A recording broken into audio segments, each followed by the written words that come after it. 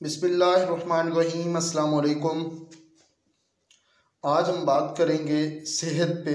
अपने आप को सेहतमंद कैसे रख सकते हैं, अपने आप को फिट कैसे रख सकते हैं। सेहत को फ़ायदा देने वाली ग़िज़ाएँ, कुछ ग़िज़ाएँ जिनका ज़िक्र कुरान पाक में नंबर 1 है खजूर।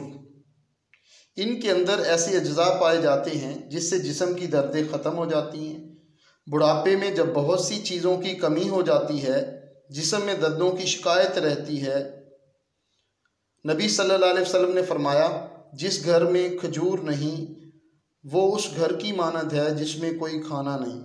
हजूर सल्लल्लाहु अलैहि वसल्लम ने फरमाया, ए आयशा, जिस घर में खजूर ना हो वो घर वाले भूखे हैं।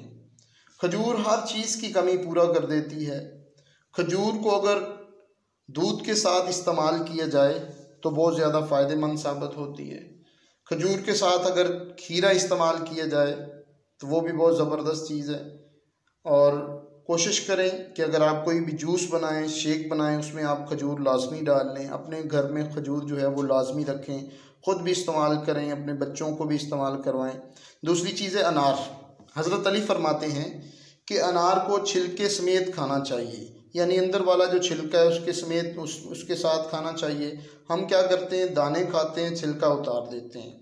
तीसरी चीज़ है जैतून। जैतून का कुरान पाक में ज़िक्र है।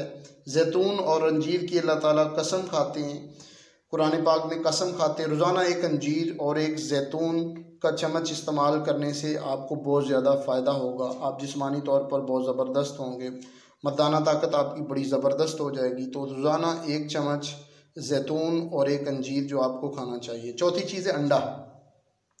अंडा जो होता है उसके सफ़ेदी में कैल्शियम होता है और जर्दी में जिंक होता है। तो अंडा बहुत ज़बरदस्त है। कोशिश करें 4 दिन बाद एक अंडा लाजमी खाएं। अगर आप रोज़ाना खा सकते हैं ज़बरदस्त, वरना कम से कम 4 दिन बाद लाजमी खाएं।